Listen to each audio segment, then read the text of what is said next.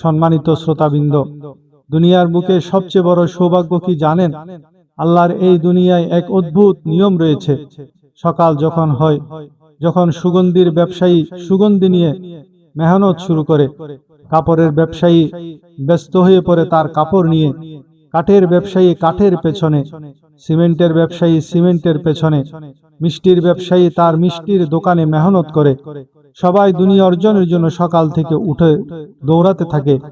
কিন্তু কোটি কোটি সালাম সেই নিষ্পাপ শিশুদের এবং ওলামায়ে কেরামদের, যাদের কোলে সকাল হলেই স্বয়ং আল্লাহ তাআলা দুনিয়ার কোনো তুচ্ছ জিনিস নয়, বরং তার নিজের পবিত্র কালাম, পবিত্র কোরআন তুলে দেন।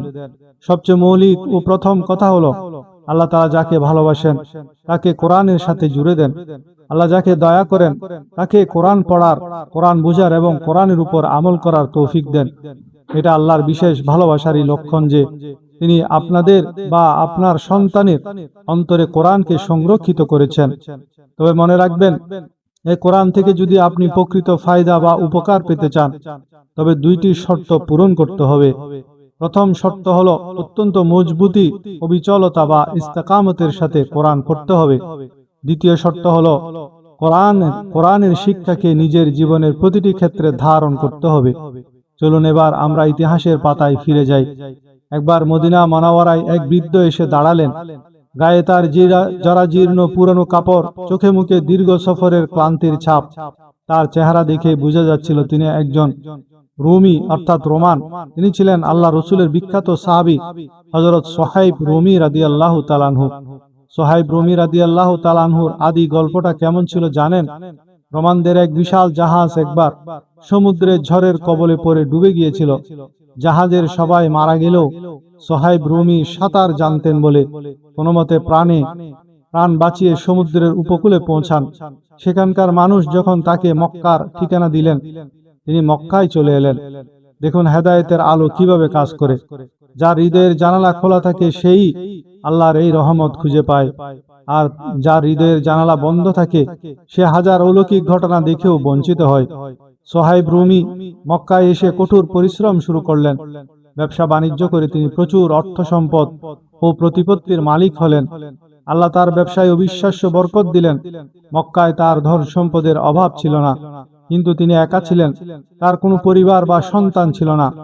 যখন মক্কার কাফেরদের অত্যাচার সীমাহীন হয়ে গেল, তখন তিনি আল্লাহ রসুল সাল্লাল্লাহু আলাইহি ওয়াসাল্লামের কাছে মদিনায় হিজরতের অনুমতি চাইলেন। সোহাইব রুমি যখন মদিনার উদ্দেশ্যে রওনা হতে চাইলেন, তখন মক্কার কাফেররা পথ আটকে দাঁড়ালো। তারা বলল, সোহাইব, তুমি যখন মক্কায় এসেছিলে তখন তুমি ছিলে একজন নিঃস্ব দাস, কাঙ্গাল। এখানে এসে আমাদের মক্কার বুকে তুমি অনেক সম্পদ বানিয়েছ। সব ধন সম্পদ সোনা দানা এখানে রেখে গেলে তবেই তুমি মদিনায় যেতে পারবে, অন্যথায় তোমাকে আমরা এখানেই হত্যা করব। হযরত সোহাইব রুমি রাদিয়াল্লাহু তাআলা আনহু ক্ষণিকের জন্য দ্বিধা করেননি। দুনিয়ার সমস্ত সম্পদ এক পলকে তুচ্ছ মনে হলো তার কাছে। তিনি তার সোনা দানা, দলিলপত্র এবং লুকিয়ে রাখা সমস্ত গুপ্তধনের ঠিকানা কাফেরদের হাতে তুলে দিয়ে বললেন, সব তোমরা নিয়ে যাও, একটা সুতাও আমার লাগবে না, শুধু আমাকে আল্লাহ রসুলের কাছে সুস্থ শরীরে চলে যেতে দাও। তিনি আল্লাহর জন্য নিজের জীবনের সমস্ত উপার্জন কোরবান করে খালি পায়ে মদিনার উদ্দেশ্যে রওনা হলেন। তিনি যখন মদিনার উপকণ্ঠে পৌঁছালেন, আল্লাহ রসুল সাল্লাল্লাহু আলাইহি ওয়াসাল্লাম তাকে দূর থেকে দেখেই আনন্দের সাথে চিৎকার করে বলে উঠলেন, মোবারক হে আবু ইয়াহিয়া, তোমার এই ব্যবসা অত্যন্ত লাভজনক হয়েছে। তোমার এই সওদা স্বয়ং আল্লাহ কবুল করেছেন। তখন রসুল সাল্লাল্লাহু আলাইহি ওয়াসাল্লাম কোরআনের এই বিখ্যাত আয়াতটি তেলাওয়াত করে শোনালেন, মানুষের মধ্যে এমন লোক রয়েছে যে আল্লাহর সন্তুষ্টির উদ্দেশ্যে নিজের জীবন ও সম্পদ বিক্রি করে দেয়, আর আল্লাহ তার বান্দাদের প্রতি অত্যন্ত দয়ালু। সূরা বাকারার 207 নম্বর আয়াত। মক্কার বুকে কাফেরদের বয়কট ও অমানবিক অত্যাচারে যখন মুসলমানদের জীবন অতিষ্ঠ, তখন একদিন হযরত আবু বকর সিদ্দিক রাদিয়াল্লাহু তাআলা আনহু আল্লাহ রসুল সাল্লাল্লাহু আলাইহি ওয়াসাল্লামের অনুমতি নিয়ে হাবশা বা ইথিওপিয়ার উদ্দেশ্যে একাকী রওনা হলেন। হিজরতের মাঝপথে ইবনুল দাগিনা নামের একজন সম্ভ্রান্ত প্রভাবশালী কাফের ব্যবসায়ীর সাথে তার দেখা হলো। ইবনুল দাগিনা আবু বকরকে চিনত। সে অবাক হয়ে জিজ্ঞেস করলো, হে আবু বকর, তুমি মক্কার মতো পবিত্র শহর ছেড়ে একা একা কোথায় যাচ্ছ? আবু বকর রাদিয়াল্লাহু তাআলা আনহু অত্যন্ত দুঃখভরা মনে বললেন, আমার নিজের গোত্রের লোকেরা আমাকে শান্তিতে মক্কায় থাকতে দেয় না, আমার নিজের ঘরে আমার আল্লাহর ইবাদত করতে দেয় না, তারা আমাকে প্রতিনিয়ত কষ্ট দেয়, তাই আমি আমার মাতৃভূমি ছেড়ে চলে যাচ্ছি। ইবনুল দাগিনা যদিও কাফের ছিল, কিন্তু সে ছিল একজন নীতিবান মানুষ। সে বলল, আবু বকর, তোমার মতো একজন সজ্জন মানুষ যে সব সময় গরিবদের সাহায্য করে, আত্মীয়তার সম্পর্ক বজায় রাখে, ক্ষুধার্তকে অন্ন দেয় এবং মেহমানদারি করে, সে মক্কা ছেড়ে চলে যাবে, এটা মক্কাবাসীর জন্য চরম লজ্জার। তুমি মক্কায় ফিরে চলো, আমি তোমাকে আমার ব্যক্তিগত আশ্রয় দিচ্ছি, মক্কার বুকে কেউ তোমার কোনো ক্ষতি করতে পারবে না। সে আবু বকরকে সাথে নিয়ে মক্কায় ফিরে এলো এবং কুরাইশদের বড় বড় নেতাদের সামনে ঘোষণা করে দিল যে আবু বকর আজ থেকে ইবনুল দাগিনার আশ্রয়ে আছে। পরে অবশ্য কাফেরদের নানা শর্ত এবং আপত্তির কারণে আবু বকর রাদিয়াল্লাহু তাআলা আনহু সে কাফেরের আশ্রয় স্বেচ্ছায় ত্যাগ করে সম্পূর্ণ আল্লাহর উপর ভরসা করেন। দেখুন, আল্লাহ চাইলে কাফেরদের দিয়েও তার প্রিয় বান্দাদের সাহায্য করাতে পারেন। প্রিয় দর্শক, এবার যে ঘটনাটি বলবো তা শুনলে আপনার চোখে পানি চলে আসবে। আল্লাহ রাসূল সাল্লাল্লাহু আলাইহি ওয়াসাল্লামের বড় মেয়ে হযরত জয়নব রাদিয়াল্লাহু তাআলা আনহা, উনার স্বামী ছিলেন আবুল আস ইবনুল রবি। মদিনায় হিজরতের পরও আবুল আস তখনও ইসলাম গ্রহণ করেননি, তিনি মক্কাতেই ছিলেন। একবার আবুল আস সিরিয়া থেকে বিশাল এক বাণিজ্যিক কাফেলা নিয়ে মক্কার দিকে ফিরছিলেন। সে কাফেলায় ছিল প্রচুর হিরে জহরত ও মূল্যবান সম্পদ। মদিনার কাছাকাছি আসতেই মুসলিমদের একটি দল তার কাফেলাটি ঘিরে ফেলে এবং সমস্ত মালামাল নিজেদের নিয়ন্ত্রণে নেয়। আবুল আস কোনো মতে রাতের অন্ধকারে মদিনার ভেতরে ঢুকে পড়েন। তখন মদিনায় প্রচন্ড শীত। তিনি কাঁপতে কাঁপতে সোজা হযরত জয়নবের দরজায় গিয়ে নক করলেন। হযরত জয়নব নিজের প্রাক্তন স্বামীকে চিনে ফেললেন এবং মুসলিম হওয়া সত্ত্বেও মানবিক কারণে এবং পূর্বের সম্পর্কের খাতিরে তাকে ঘরের বাইরে চাদর ও কম্বল দিয়ে আশ্রয় দিলেন। পরদিন ফজরের নামাজে আল্লাহ রাসূল সাল্লাল্লাহু আলাইহি ওয়াসাল্লাম যখন মসজিদে নববীতে ইমামতি করছিলেন, নামাজ চলাকালীন পেছনের নারীদের কাতার থেকে হযরত জয়নব উচ্চস্বরে ঘোষণা করলেন, হে লোক সকল, আমি আবুল আসকে আশ্রয় দিয়েছি, কেউ যেন তার ক্ষতি না করে। নামাজ শেষে রাসূল সাল্লাল্লাহু আলাইহি ওয়াসাল্লাম সাহাবীদের দিকে ঘুরে বসলেন এবং বললেন, তোমরা যা শুনেছ আমিও তাই শুনেছি। আমি কসম খেয়ে বলছি, এই ঘোষণার আগে আমি এর কিছুই জানতাম না। তবে ইসলামের নিয়ম অনুযায়ী একজন সাধারণ নারীও যদি কোনো শত্রুকে আশ্রয় দেয়, তবে সমস্ত মুসলিম জাতিকে তার সম্মান করতে হবে। এরপর রাসূল সাল্লাল্লাহু আলাইহি ওয়াসাল্লাম সাহাবীদের ডেকে একটি অত্যন্ত সুন্দর অনুরোধ করলেন। তিনি বললেন, তোমরা যদি পারো তবে ভালোবেসে তার মালামাল ফিরিয়ে দাও, তবে এর জন্য কোনো জোর জবরদস্তি নেই, হয়তো আল্লাহ এর উসিলায় তাকে হেদায়েত দেবেন। সাহাবীরা আল্লাহ রাসূলের কথা শুনে সানন্দে আবুল আসের সমস্ত মালামাল, এমনটি একটা ছোট সুতা বা দড়িও যদি কাফেলা থেকে নেওয়া হয়েছিল তাও এনে ফেরত দিলেন। আবুল আস অবাক হয়ে গেলেন মুসলিমদের এই সততা দেখে। তিনি মক্কায় ফিরে গিয়ে কুরাইশদের সবার পাওনা কড়ায় গন্ডায় হিসাব করে বুঝিয়ে দিলেন। এরপর সবার সামনে দাঁড়িয়ে বললেন, হে মক্কাবাসী, তোমাদের কারো কোনো পাওনা কি আমার কাছে বাকি আছে?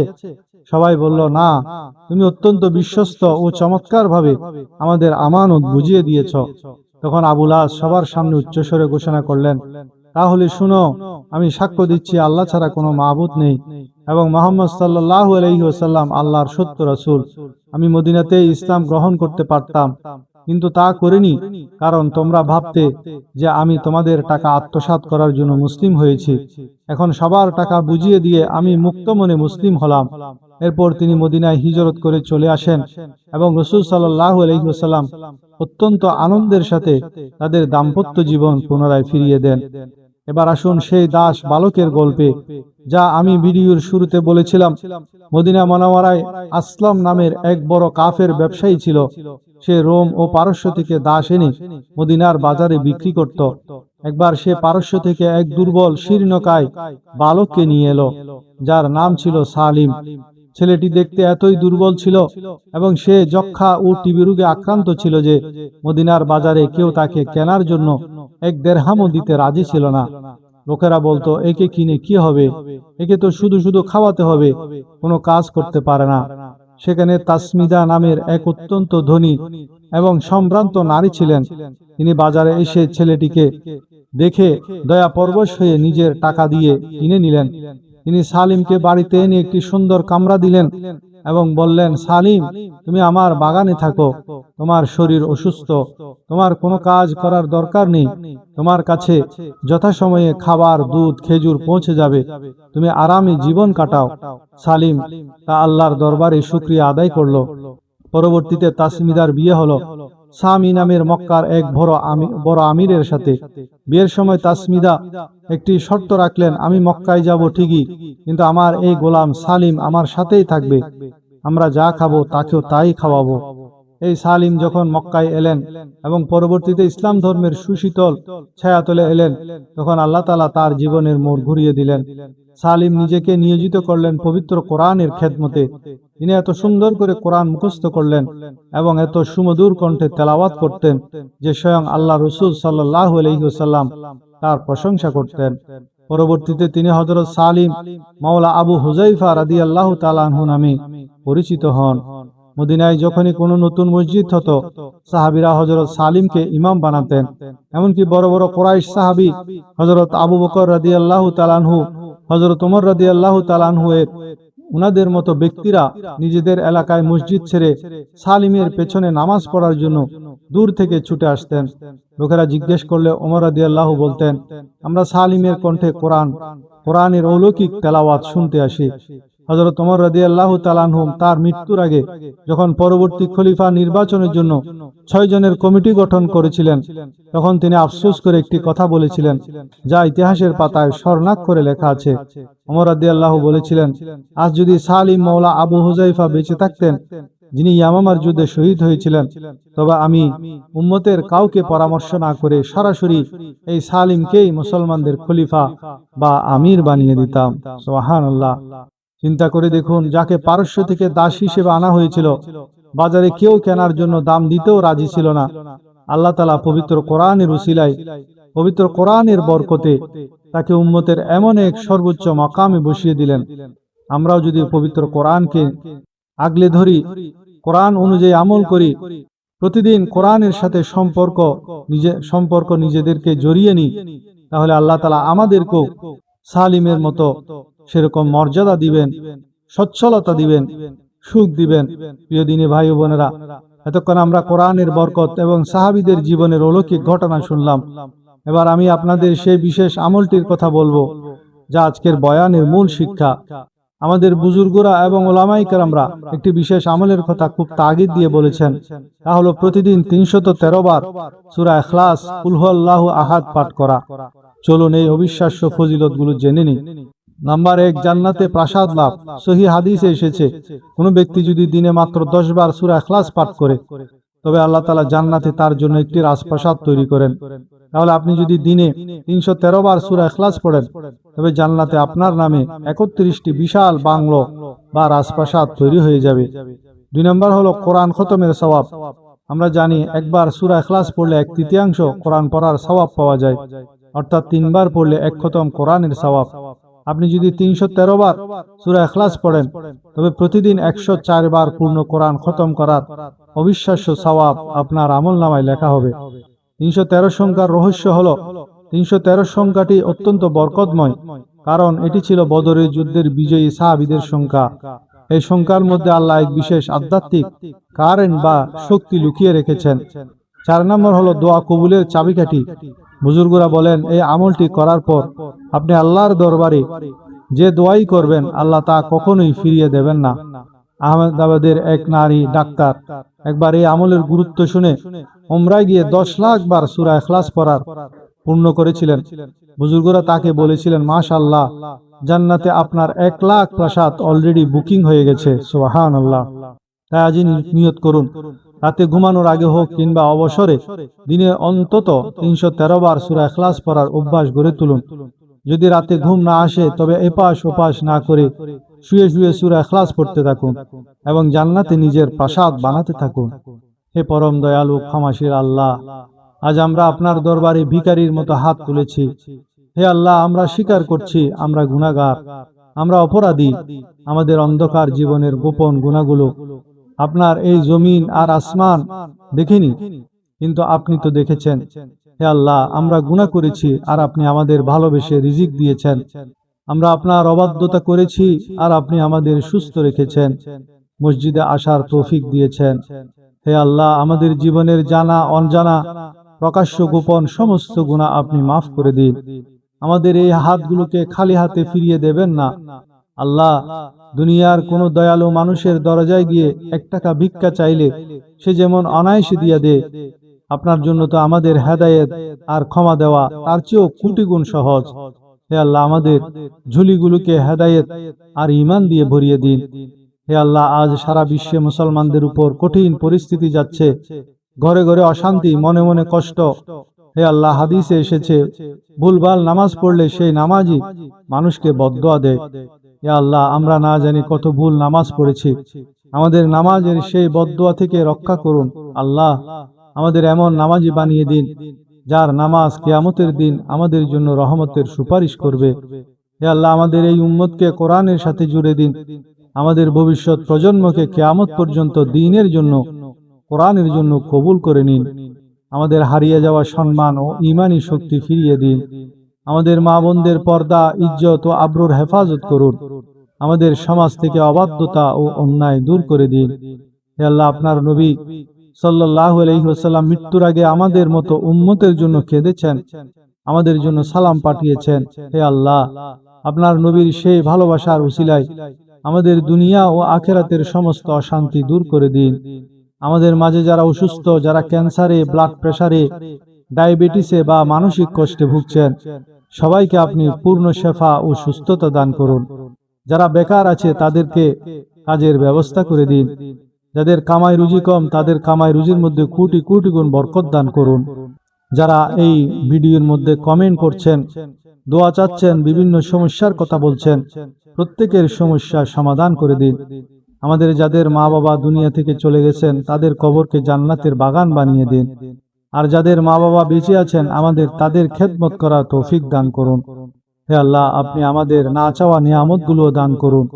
মৃত্যুর সেই কঠিন মুহূর্তে আমাদের জবান দিয়ে পবিত্র কলমা লা ইলাহা ইল্লাল্লাহু মুহাম্মাদুর রাসূলুল্লাহ জারি করে দিবেন। রব্বানা তাকাব্বাল মিন্না ইন্নাকা আনতাস সামিউল আলিম ওয়া তুব আলাইনা ইন্নাকা আনতাত তাওয়াবুর রহিম। আলহামদুলিল্লাহ। প্রিয় দর্শক, আজ আমরা জানলাম পবিত্র কোরআনের অলৌকিক ক্ষমতা এবং সাহাবীদের জীবনের সেই সোনালী ইতিহাস। আমরা জানলাম কিভাবে নিজের আমলনামাকে ভারী করা যায় এবং প্রতিদিন 313 বার সূরা ইখলাস পড়ার মাধ্যমে জান্নাতে 31টি প্রাসাদের মালিক হওয়া যায়। আসুন আজ থেকে আমরা সেই সহজ কিন্তু অত্যন্ত শক্তিশালী আমলটি শুরু করি। আজকের এই ভিডিওটি যদি আপনার হৃদয়ে বিন্দুমাত্র আলোড়ন সৃষ্টি করে থাকে, তবে ভিডিওতে একটি লাইক দিন এবং আপনার পরিবার ও বন্ধুদের সাথে শেয়ার করে এই সওয়াবের অংশীদার হন। কারণ ভালো কাজের পথ প্রদর্শনকারীও সেই কাজ করার সমপরিমাণ সওয়াব পায়। আমাদের চ্যানেলে নতুন হয়ে থাকলে ইসলামের ইতিহাসের এমন সুন্দর ঘটনা, আমল ও ফজিলত নিয়মিত পেতে চ্যানেলটি সাবস্ক্রাইব করে পাশে থাকা বেল আইকনটি চেপে রাখুন। কমেন্ট বক্সে অবশ্যই আমিন লিখে আপনার মতামত জানাবেন। দেখা হবে পরবর্তী কোনো বরকতময় ভিডিওতে। ততক্ষণ পর্যন্ত আল্লাহ আমাদের সবাইকে সুস্থ রাখুন, ঈমানের সাথে রাখুন। আসসালামু আলাইকুম ওয়া রাহমাতুল্লাহি ওয়া বারাকাতুহু।